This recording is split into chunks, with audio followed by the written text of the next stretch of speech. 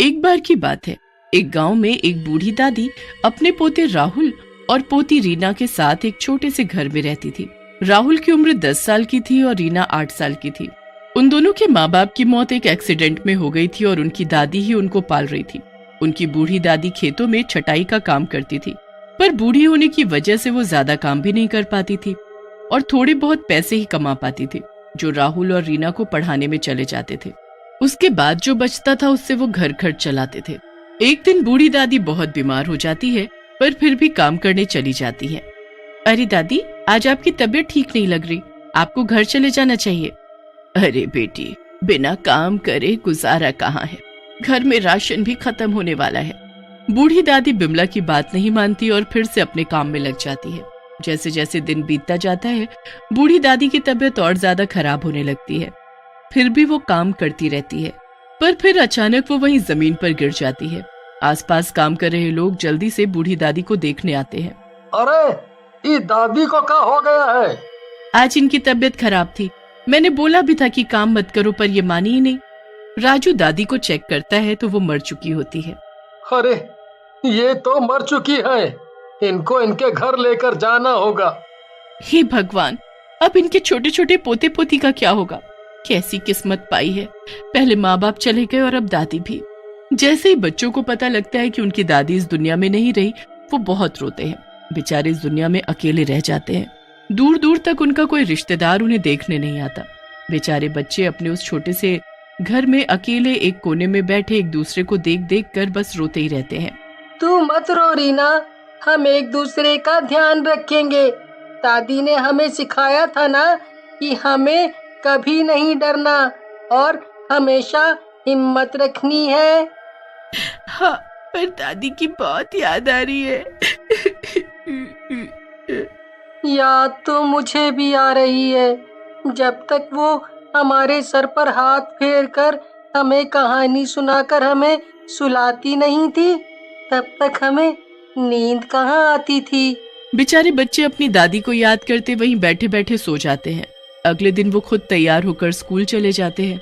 फिर कुछ दिन तो निकाल लेते हैं, पर फिर जब घर का सारा राशन खत्म हो जाता है तो उनको चिंता होने लगती है।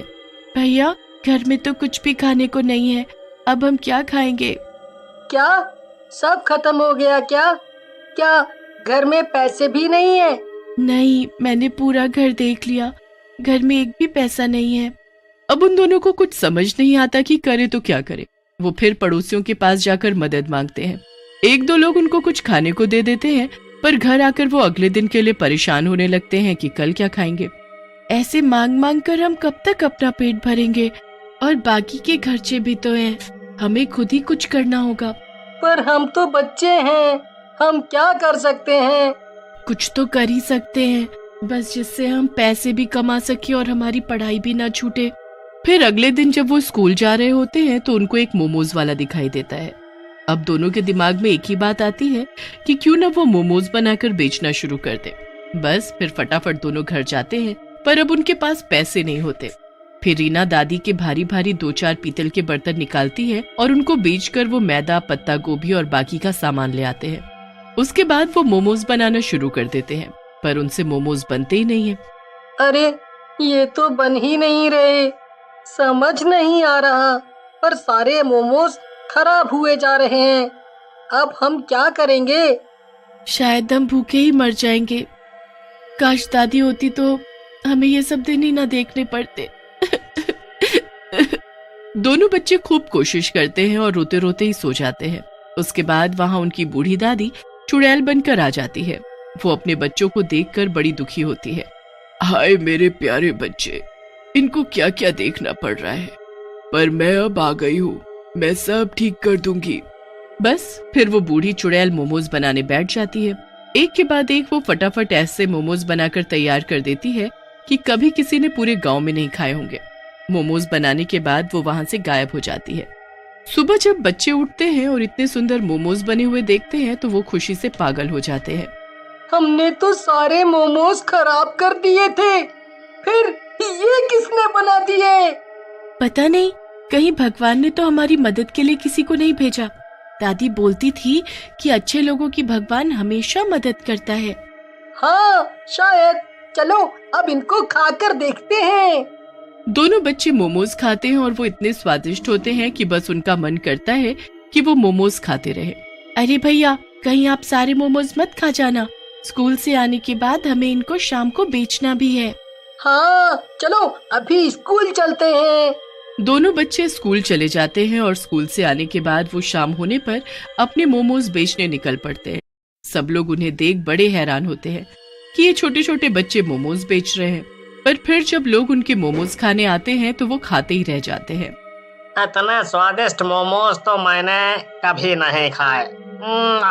मजा ही आ गया, बहुत बढ़िया, बहुत बढ़िया। हाँ हाँ, सच में भाई साहब, मैंने भी कभी इतने स्वादिष्ट मोमोज नहीं खाए। अब भाई मजा आ गया भाई साहब, बहुत बहुत बहुत टेस्टी है। बस धीरे धीरे काफी लोग मोमोज खाने लगते हैं और बूढ़ी चुड़ैल वहीं खड़ी सब देख रही होती है। वो बच्चे इतने छोटे होते हैं कि उनसे सब संभालना काफी मुश्किल होता है और बच्चा समझकर उनको बेवकूफ बनाने लगते हैं। कभी वो उनसे ज्यादा मोमोज खा लेते हैं तो कभी पैसे कम देते हैं। कोई तो बिना पैसे ही मोमोज खाकर चला जाता है। ये सब बूढ़ी चुड़ैल से बिल्कुल बर्दाश्त नहीं हो रहा होता, पर वो शांत रहती है। फिर बच्चे मोमोज बनाने का और सामान लेकर रख देते हैं और उनको पूरी उम्मीद होती है कि भगवान उनकी मदद करने फिर से आएंगे। अब रात को वो अच्छे से खाना खाकर सो जाते हैं और उसके बाद बूढ़ी चुड़ैल आकर मोमोज बनाना शुरू कर देती है। वो पहले जैसे स्वादिष्ट और सुंदर मोमोज बनाकर तैयार कर देती है। सुबह जब बच्चे स्कूल के लिए उठते हैं तो मोमोज देख बड़े खुश होते हैं। उसके बाद वो स्कूल जाते हैं और स्कूल से आकर शाम को फिर से मोमोज बेचना शुरू कर देते हैं। अरे, मुझे 5 प्लेट मोमोज पैक कर दे। जी, अभी करती हूँ आंटी। रीना उस औरत को मोमोज पैक करके दे देती है और उससे पैसे मांगने लगती है। आंटी, आपके 100 रुपए हो गए। अरे, अभी तो तुझे 100 रुपए का नोट दिया है। नहीं आंटी, आपने मुझे कोई पैसे नहीं दिए। अरे झूठी कहीं की, अभी मैंने तुझे पैसे दिए। नहीं आंटी, मैंने भी देखा है, आपने कोई पैसे नहीं दिए। आप हमारे साथ ऐसे मत करो, प्लीज हमारे पैसे दे दो। ओहो, तुमने तो लूट मचा रखी है। जब मैंने पैसे दे दिए तो दे दिए, समझी? वो औरत बिना पैसे दिए जाने लगती है। बूढ़ी चुड़ैल वहीं खड़ी सब देख रही होती है। उससे अब ये सब बिल्कुल बर्दाश्त नहीं होता। मेरे बच्चों के पैसे खाकर उन पर ही चिल्ला रही है, इससे तो मैं अभी बताती हूँ। बूढ़ी दादी उसी वक्त रीना के शरीर में समा जाती है और बहुत गुस्से में आ जाती है। जब मैंने बोल दिया कि पैसे नहीं दिए तो नहीं दिए, हमें बेवकूफ बनाने का सोचना भी मत। चल चल, आई बड़ी। रीना उस औरत का हाथ कसकर पकड़ लेती है और उससे मोमोज की थैली छीन लेती है। हाय हाय, इतनी सी लड़की के हाथों में इतनी ताकत। मैं ये फ्री के मोमोज नहीं ले जाने दूंगी। बस फिर वो औरत डर जाती है और चुपचाप वहां से चली जाती है। उसके बाद वही चुड़ैल हमेशा रीना के शरीर में मोमोज बेचने के वक्त समा जाती और किसी को भी फ्री के मोमोज नहीं खाने देती। धीरे धीरे लोगों को ये बात समझ आ ही गई कि अपनी इतनी बेइज्जती कराने से अच्छा है कि चुपचाप ईमानदारी से पैसे देकर मोमोज खाया जाए। सब बहुत अच्छा चलने लगता है, पर राहुल को हमेशा मोमोज बेचते वक्त रीना का बर्ताव दादी जैसा लगता है और बाकी वक्त रीना पहले जैसी रहती है। तुम हमेशा मोमोज बेचते वक्त कितनी अलग हो जाती हो, एकदम गुस्से में। नहीं, ऐसा तो नहीं है। अरे ऐसा ही है, तुम्हारी वजह से ही तो सब लोग ईमानदारी से पैसे देने लगे हैं। चलो जो भी है अच्छा है ना। पर मैं एक बात सोच रहा था। वो क्या? क्यों ना आज हम चुपके से देखें कि भगवान किसे भेजते हैं हमारे मोमोज बनाने के लिए। हाँ भैया, मैं भी यही सोच रही थी। चलो आज रात हम चुपके से देखेंगे। बस फिर उस रात दोनों बच्चे चुपके से देखने लगते हैं कि उनके मोमोज कौन बनाने आएगा। पर जब वो एक बूढ़ी चुड़ैल को वहाँ देखते हैं तो वो बहुत डर जाते हैं। चुड़ैल, ये तो चुड़ैल है। हाँ, क्या चुड़ैलें इतनी अच्छी होती हैं? पता नहीं, पर ये चुड़ैल तो हमारी मदद कर रही है। हाँ, और ये कितनी बूढ़ी है ना।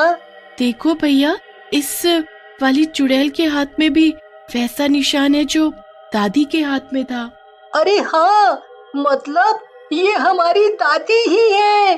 भगवान ने हमारी दादी को भेजा है हमारी मदद के लिए। दादी सच में?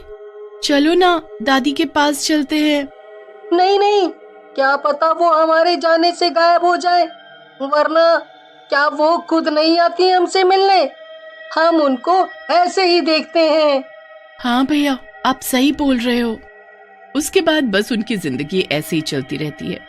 बूढ़ी चुड़ैल उनकी तब तक मदद करती है जब तक वो बड़े नहीं हो जाते। राजू बड़ा होकर इंजीनियर बन जाता है और रीना टीचर। जब बूढ़ी चुड़ैल अपने बच्चों को ऐसे देखती है तो बड़ी खुश होती है और उसकी आत्मा को शांति मिल जाती है।